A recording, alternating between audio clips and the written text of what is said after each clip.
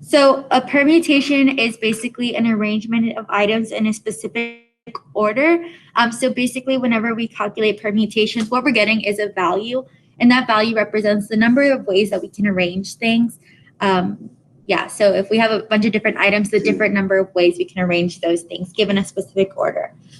And then we also have combination. A combination is basically a number of ways to also put things in order, but order doesn't necessarily matter. In permutation, order matters. In combination, order doesn't specifically matter. And so we're going to go through those two things.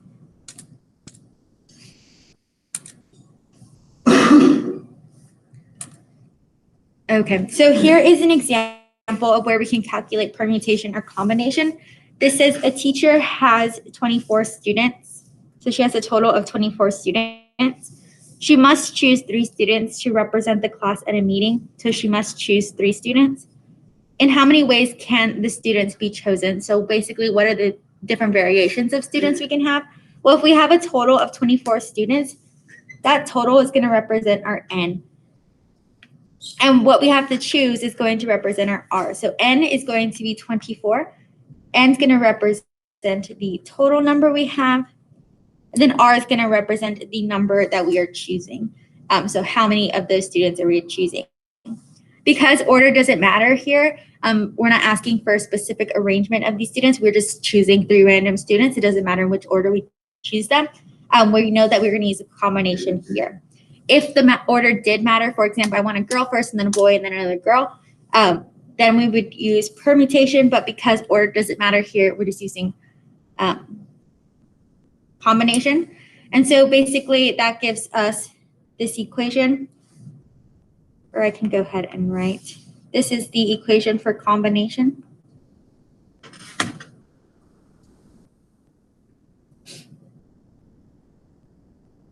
And so basically we're just plugging that in. We know what our N is and we know what our R is now.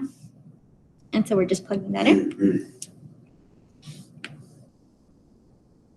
N is 24.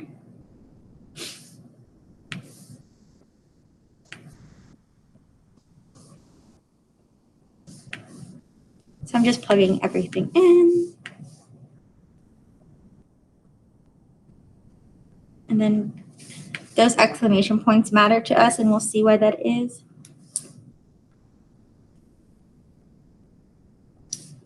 Sorry, I'm trying to move this thing. Oh my goodness, hold on. So I do want to include that exclamation point right there. So basically when you're plugging it into your calculator, you want to plug it in using that expression right there. But thankfully, because we are online, we do have combination and permutation calculators. So I'll show you what that looks like. So ideally, you would use your calculator and plug in this whole equation in. But again, we do have these calculators. So once we know what N is, and once we know what R is, remember that N was 24, R is 3. Calculate, it'll give us our answer. And so our answer is going to be 2024. So equal to 2024. So basically what this is telling us, what the number 2024 is, it's basically telling us all the different combinations of students that we can pull out of those 24 students. So all the different combinations of kids that we can have if we only need 3. Oops, that's not what I meant to do.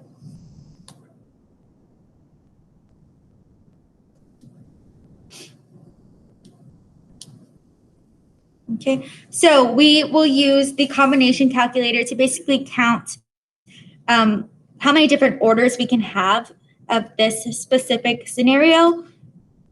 If order doesn't matter, if order does matter, you're going to use permutation. And basically order matters, for example, if they say they want girls and then a boy, girl, and then a boy, things like that. So we have specific criteria for which you need to pick out those students. But here you just basically just need to pick out any 3 students.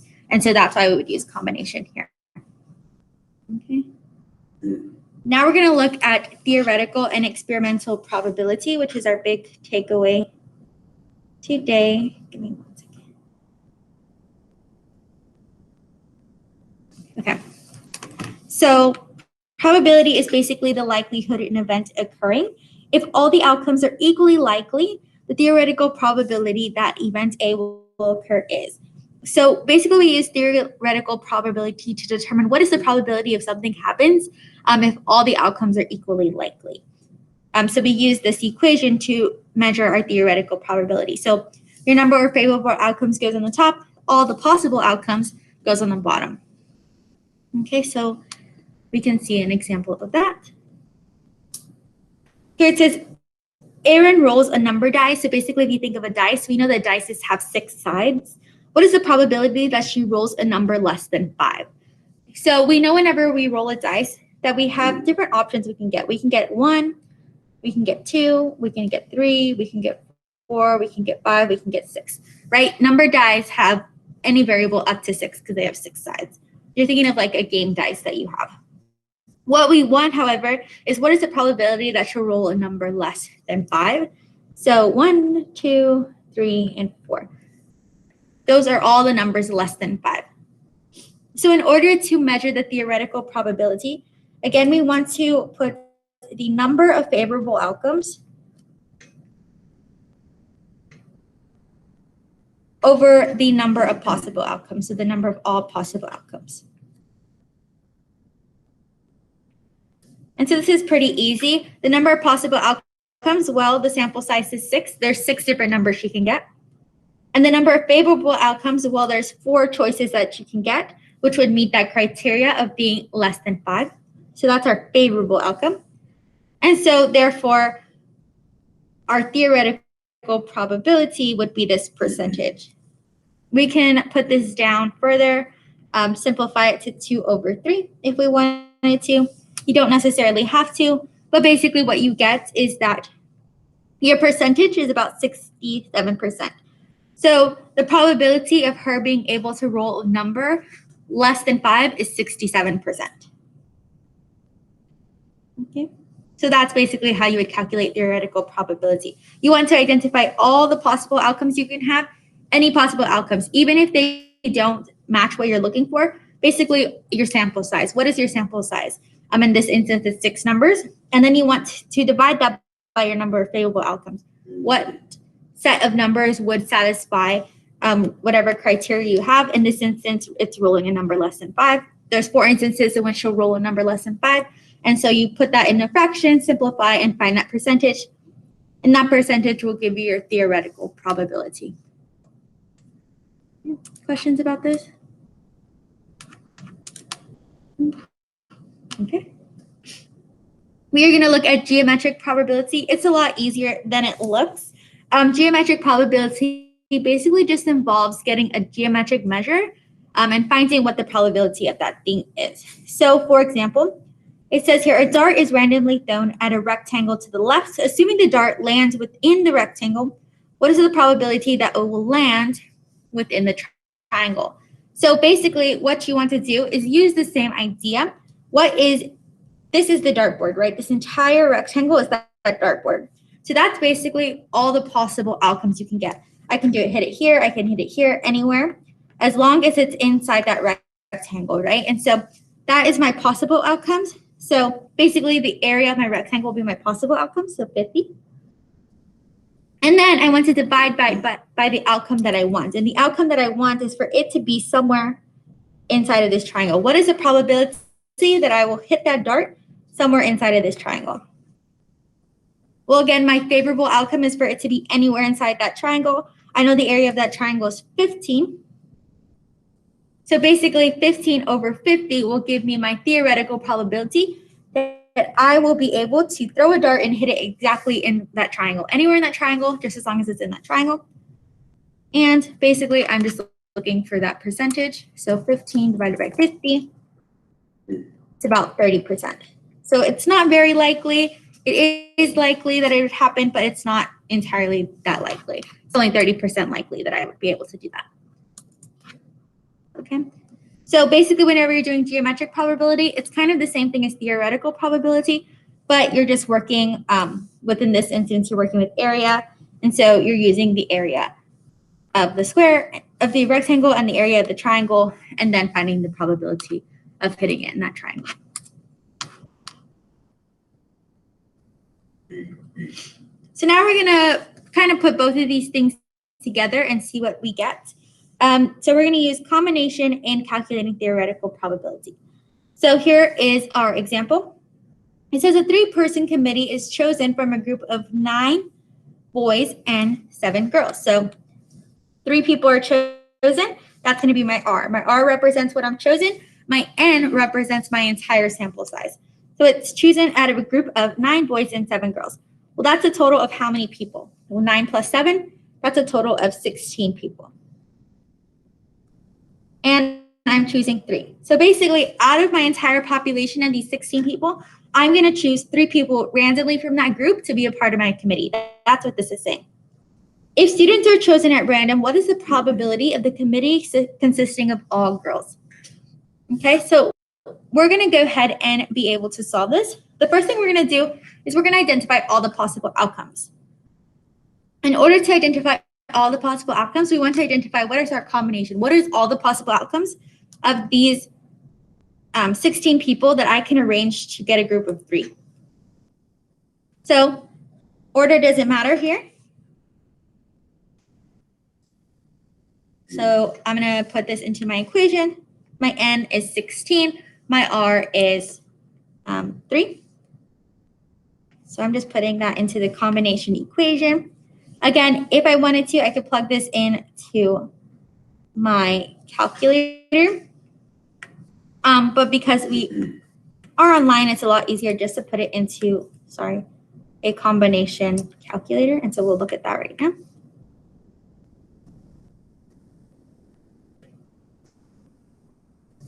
Okay. And so now I want to go ahead and calculate what is my combination value. And so I'm going to put that information into the combination calculator. This one. My N is 16, my R is 3. N is 16, the number of people I have. I'm going to get a sample size, or I want to select 3 people. That gives me 560. So basically, out of all my possible people, I can arrange those people into 560 different combinations. That's basically what it's telling me here. Now I'm going to look for those favorable outcomes. So what am I looking for? Well, my favorable outcomes, am I looking for? I'm looking for a committee that consists of all girls. Well, that means in order for me to get a committee of all girls, I want to select from only those girls. I want to disregard these boys and select only from the girls because I want my committee to consist of all girls. Now my total number of girls is 7, so my N now becomes 7. And my R stays 3 because I'm still selecting 3 girls out of those 7 girls. So I'm putting that in to the combination equation. 3 equals exclamation point, 7, 7, 3, 3. And so that I'm now going to plug into my combination calculator. So I'm going to put 7. What is happening?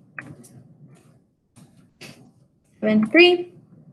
Now it's at 35. So now the different orders in which I can arrange those girls is 35. And so now I have, if I were to consider all of the population, the boys and the girls, and select 3, I would have a combination of 560. If I were to select from only the girls and still select 3, I would have a combination of 35. And so now in order to calculate the theoretical probability, I basically want to take, what is all my possible outcomes? Well, I just calculated it. All my possible outcomes, if I consider everyone in that set, is 560. What is my favorable outcomes? Well, if I were to select from only the girls, it would be 35. And so I can go ahead and find that probability. 35 divided by 560. My probability of selecting only girls out of my entire set is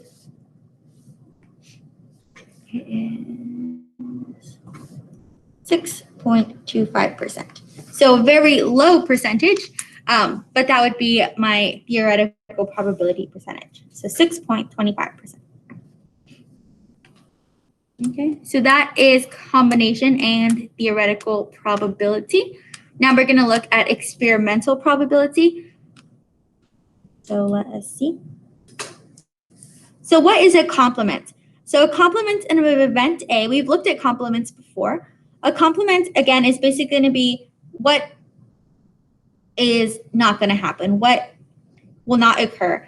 So the complement of event A consists of all outcomes that are not that event. So if I'm looking for a specific event, my complement is going to be anything else that can occur except for that event that I'm looking for. So for example, if I wanted to draw a blue marble out of the bag of marbles, my complement would be not drawing a blue marble out of the bag of marbles. If I wanted to identify a lock code with even digits, my complement would be a lock code without even digits.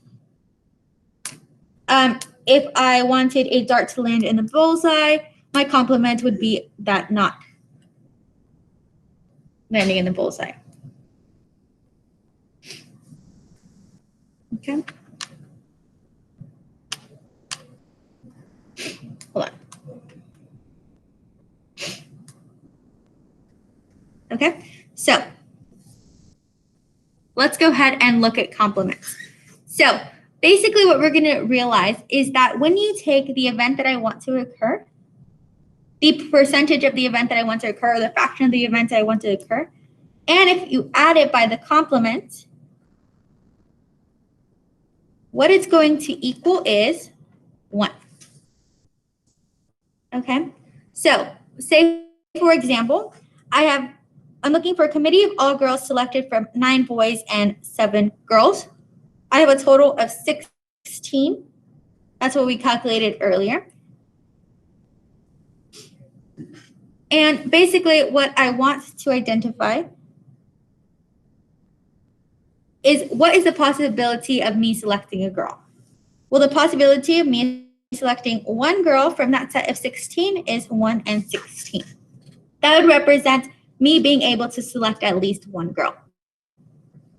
Okay, so my complement, if I'm looking for a girl in my event, my complement is going to be me selecting a boy. What is the possibility of me selecting a boy? Well, in order to calculate the complement, what I want to do, if I know that this is equal to the probability of the event plus the probability of the complement equal to 1, I can find the probability of my complement. My event was 1 divided by 16. P, my complement, equal to 1. So how do I find the probability of my complement? Well, basically, you just want to go ahead and subtract 1 over 16 on both sides. And what you'll see is that that is equal to 15 over 16. So the probability of my complement occurring is 15 over 16. So my event and my complement together, added together, have to equal to a probability of 1. So in order to find the probability of my complement, I want to take my event and subtract that by 1. So 1 minus my event, and that would give me the probability of my complement. But we'll look at some more examples on Tuesday of that. But now we're going to get into experimental probability. So experimental probability is the probability of events occurring based on the experimental data calculations. So theoretical probability and experimental probability are pretty much the same. However, experimental probability kind of differs a little bit. What we're looking for whenever we're looking for experimental probability is we're looking for the number of trials and then the number of favorable outcomes that we get in those trials. So basically what you're going to see in experimental probability is some events going to occur already. And then we're going to see what was the probability that we got out of that event occurring. So whenever we're working with experimental probability, we're looking at, okay, an experiment occurred. Now that that experiment occurred, now that we've kind of gotten an idea of how many outcomes we've gotten out, what was the probability of that? Or the other one, where in theoretical probability, what we were told is we haven't done the experiments yet, but what is the probability given the information that we have? Experimental, the experiment has already been done. Now we can determine what that probability actually came out to be. Okay. So here is an example. This one says Xavier flips a coin 120 times. So he's already flipped that coin 120 times. Out of those 120 flips, heads appeared 73 times. So again, he's already conducted that experiment. So that's how we get experimental probability. So now we can go ahead and identify what was the experimental probability of the head flip. So what was the probability that he was able to flip heads given what we saw actually happen? So he flipped heads 73 times, and he tried to flip it 120 times. So the number of trials is 120. The number of outcomes that we got, the number of times he flipped heads, was 73. And so this fraction would represent my experimental probability, right? This is the amount of times that occurred. So this would be the probability that it would happen again. Okay. Here is another example. Find the experimental probability that a student chosen at random has at least one, but no more than 2 pets. Okay, so this experiment has already occurred. It has been conducted. What we see here is we have the number of pets, we have the number of students. What you want to identify is how many different times or how many different people were asked. That's the first one. How many different people were asked? Well, 5 plus 7 plus 8 plus 5 is 25. So 25 people were asked. They tested out asking people, how many pets do you have? 25 times. So my number of trials is 25. Now I'm looking for my favorable outcomes. My favorable outcomes is how many people have at least one, but no more than 2 pets. Okay, at least one, but no more than 2. Well, at least one, but no more than 2 is this population right here. 7 kids had 1, 8 kids had 2. Having 2 is no more than 2, it's just exactly 2. So we want to find out how many total people had 1 or 2 pets. Well, that is equal to 15. So my favorable outcomes, the amount of people who in the trial had at least 1 but no more than 2 pets is 15. So my number of trials is 25. My favorable outcomes was 15. And that will be my theoretical probability. That is the probability that if I ask somebody again, they would also say they had at least 1 but no more than 2 pets.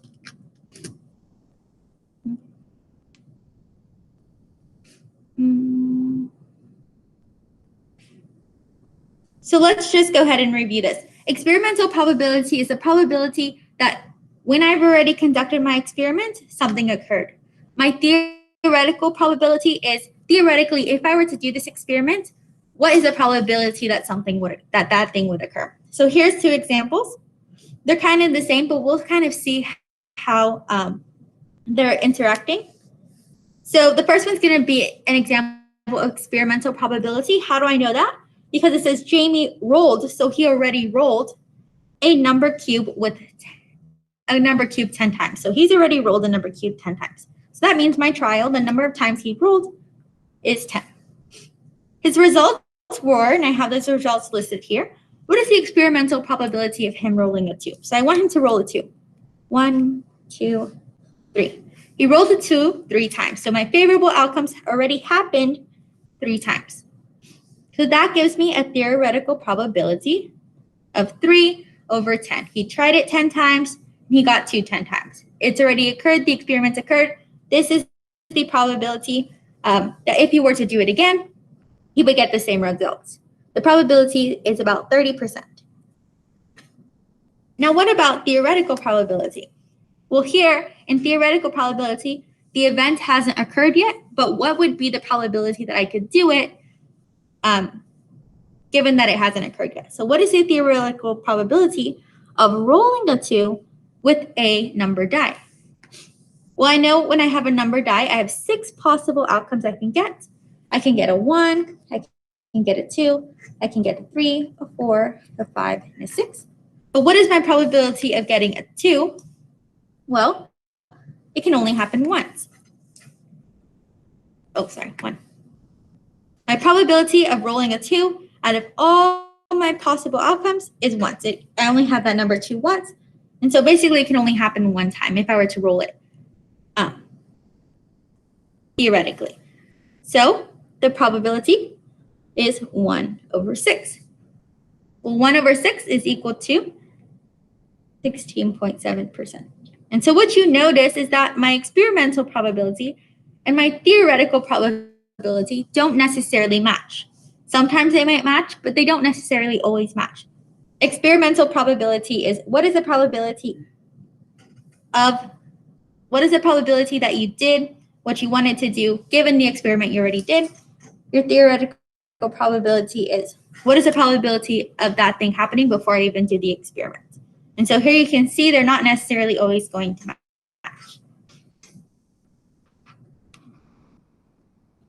Okay. So the big takeaway to take today is how do I calculate theoretical probability and how do I calculate experimental probability? Also, what is the difference? My experimental is it already occurred. I've already conducted that experiment. Theoretical is before it occurs. What is the probability that it will happen even before I've done that experiment? Okay.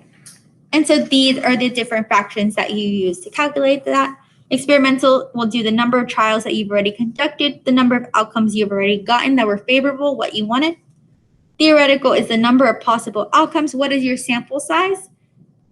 And favorable outcomes, what you're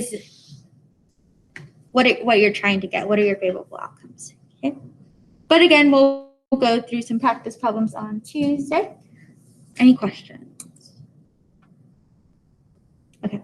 If there's no other questions, you guys may log off. Have a great weekend, and I will see you guys on Monday. Bye, guys.